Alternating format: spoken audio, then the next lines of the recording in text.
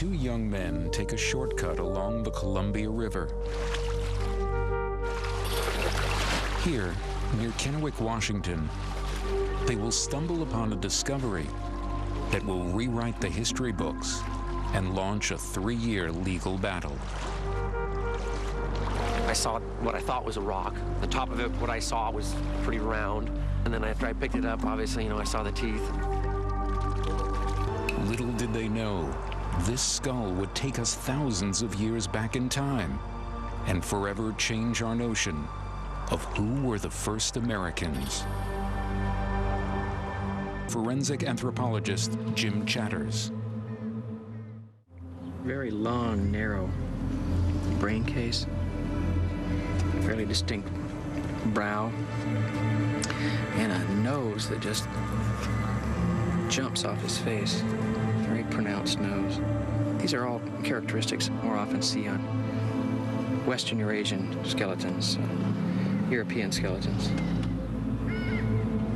The skull appears European, not Native American, and shows signs of being a few hundred years old. Jim Chatters believes they have found the skull of an early 19th century settler. The police call off the criminal investigation, and Chatters collects the bones.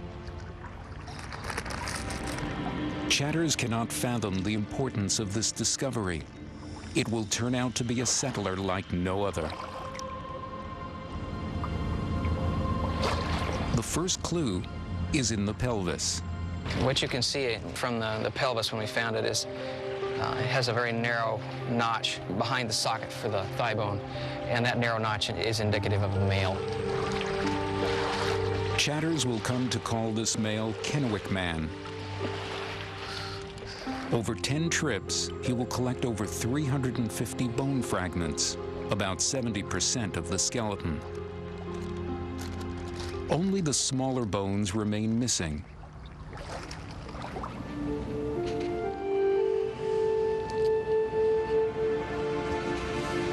Now Chatters will let the bones speak.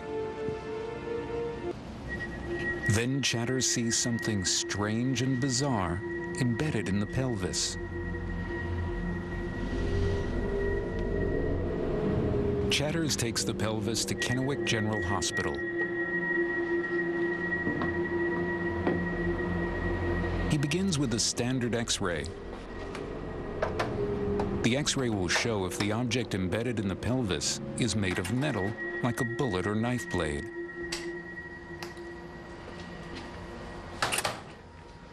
But whatever is lodged in the bone is invisible to X-rays. It's clearly not made of metal. The mystery deepens. He tries a CAT scan next. The CAT scan will take images of the pelvis from many different angles, revealing anything from stone to plastic.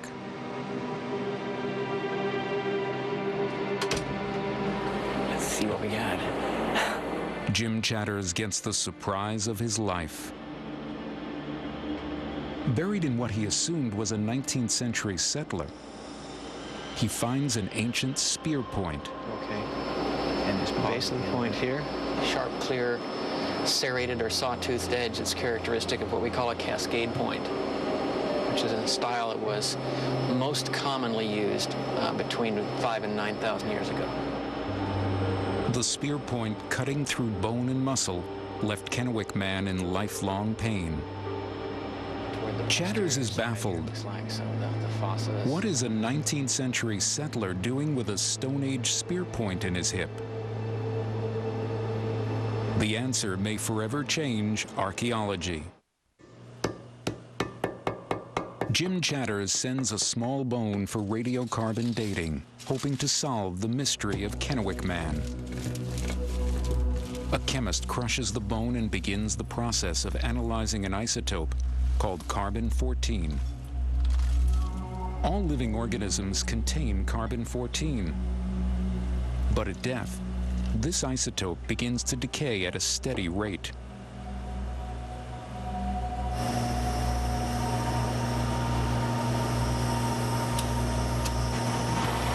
By measuring how much carbon-14 is left, the lab can determine the age.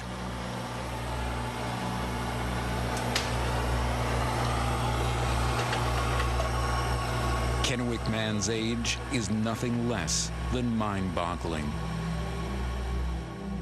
He is over 9,000 years old, a man who lived before 7,000 BC, and one of the oldest and most complete Americans ever found. And yet, Kennewick Man is a puzzle. Scientists have long believed that the first and oldest Americans were Native Americans. But with his unusual features, Kennewick Man doesn't look like a Native American.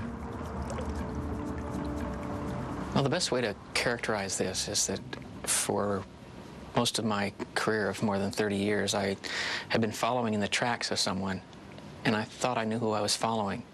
And then finally, with Kennewick Man, I caught up with him, and he turned around, and he wasn't who I expected him to be.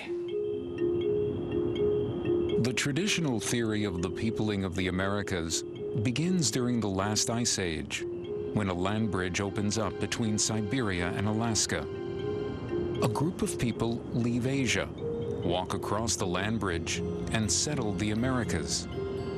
It was long thought that these people were the ancestors of Americans. Kennewick Man may overturn this long-held scientific belief. But this hastily made video is the last Jim Chatters ever sees of his remarkable discovery.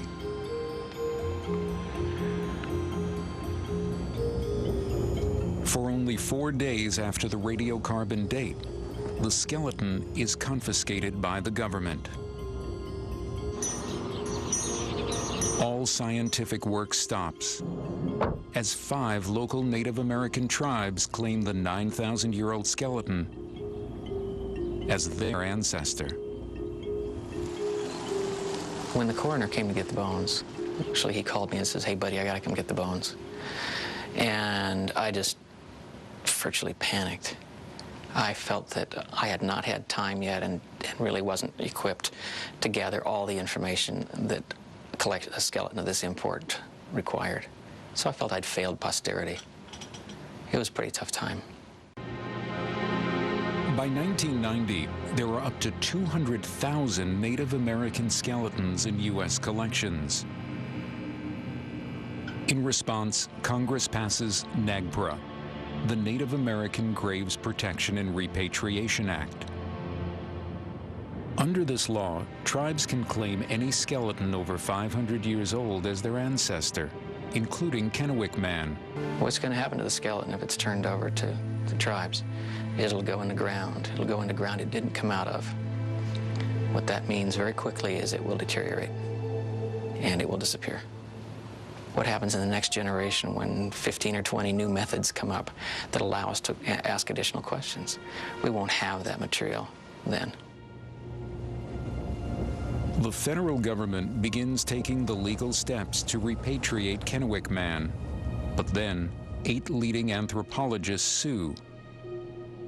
They claim local tribes, even using today's DNA analysis, cannot trace their ancestry directly back to Kennewick Man.